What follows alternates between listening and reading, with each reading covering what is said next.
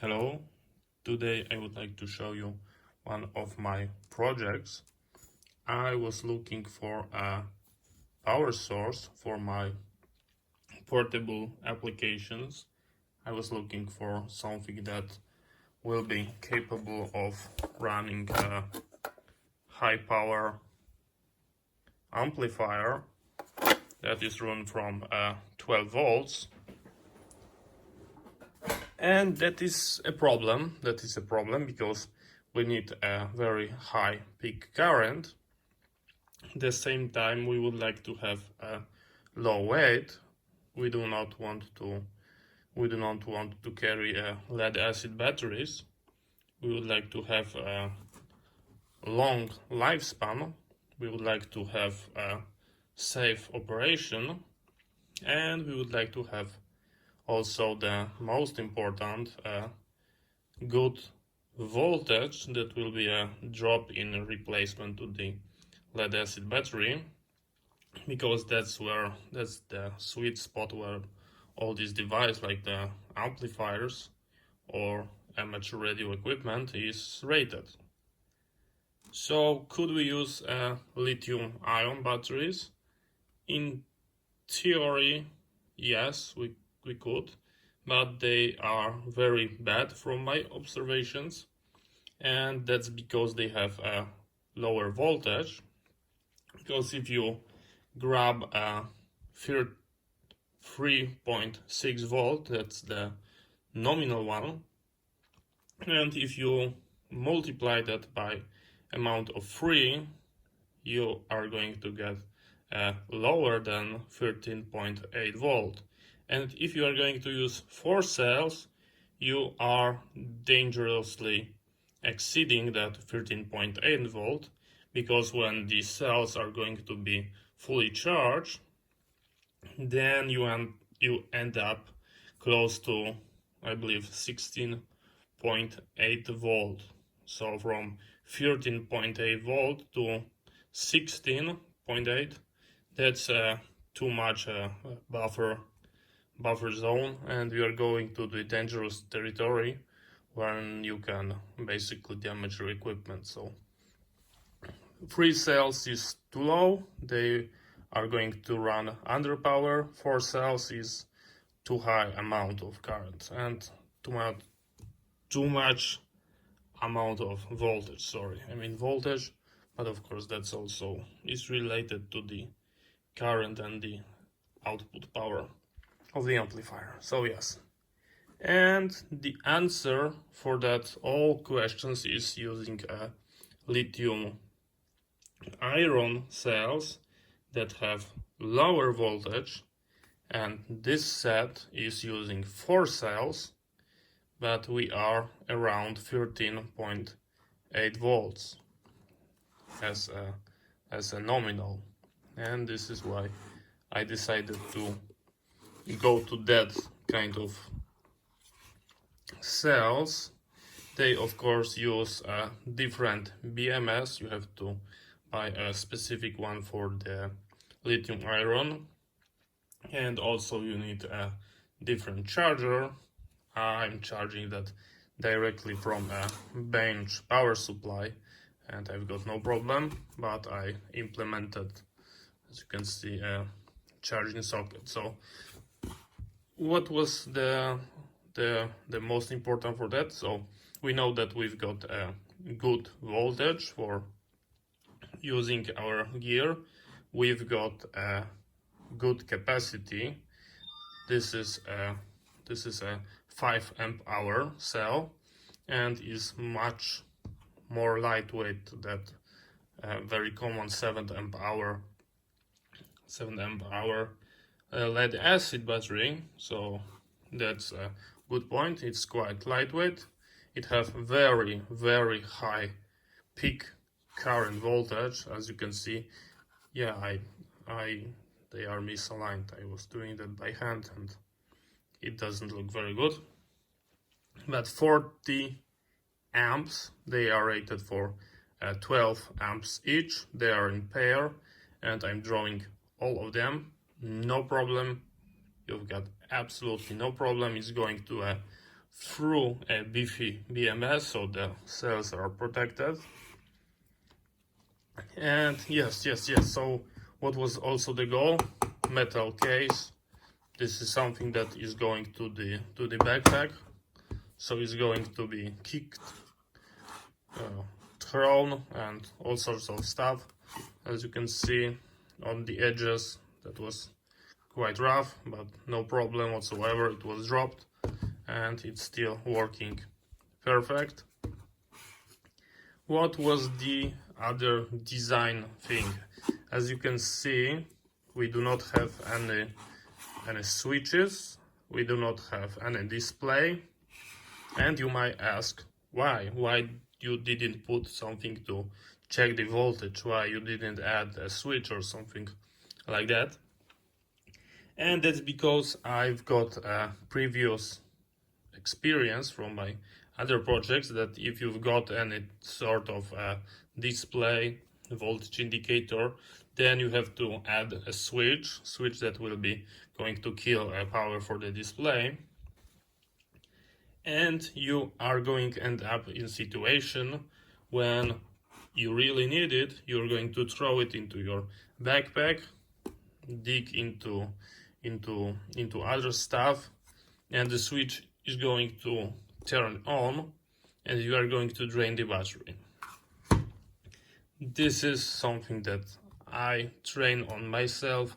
I've got this often on different stuff. I tried a flashlight that have a switch on the front, on the body, and they were turning on.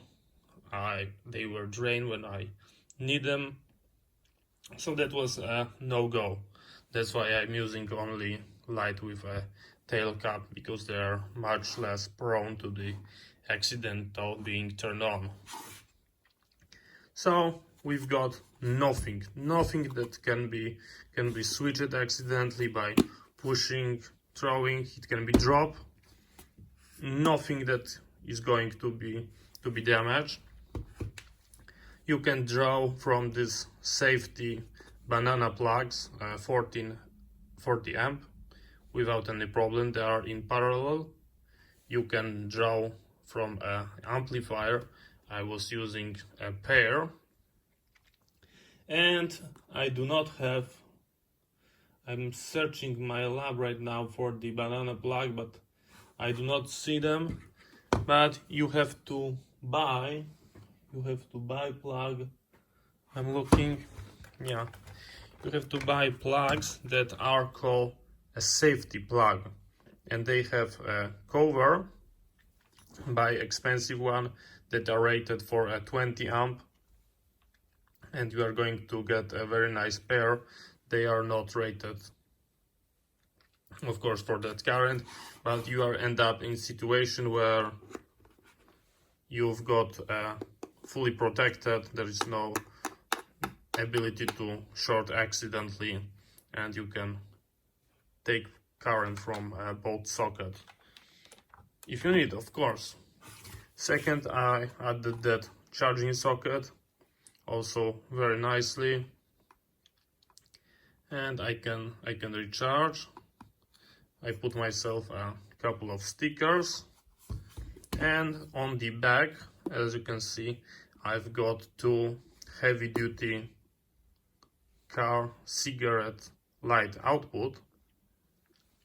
They are heavy-duty. They are rated for 20 amps each, and this is a real value. They are really beefy. They are not that cheap Chinese. They came from China, but they are not the bottom when you've got only a tiny dot as a positive pole. There you can see there is a lot of metal to get a good contact, and from that port you can use everything, including charging your phone, or you can very cheaply on the AliExpress buy yourself a voltage monitor device, and you can stick it inside and you can monitor your voltage if you ever need. and afterward you can pull it, and there is no problem in discharging that battery by accident. So as I told you, that as a high current application, we've got a 5 amp hour. The cells, they are 4 in series, 2 in parallel, and that gives us a nominal around 13 volt. And we can measure the output voltage, and we can make a tiny test. So as you can see, we've got around 13 volts. And when I tell you that we can plug anything we want, I've got this beefy car heater that we can put inside of our glass, and we can make ourselves a tiny experiment and boil that water, and we can see what the voltage drop on the cell. And if everything will be fine, then there should be no big voltage drop. So I'm going to put this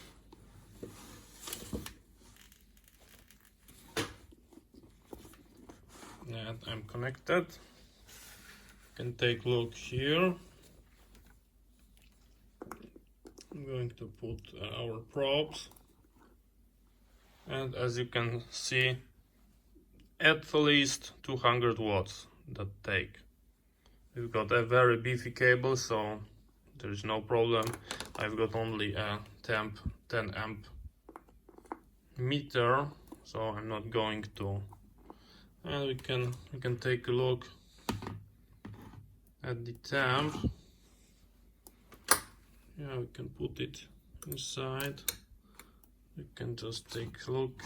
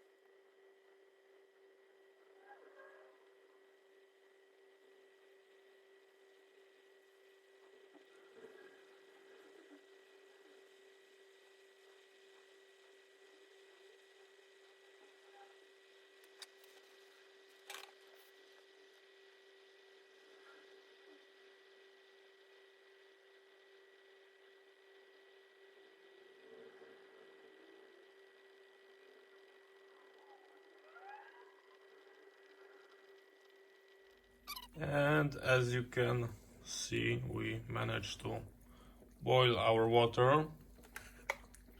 We still got a good voltage after that long test.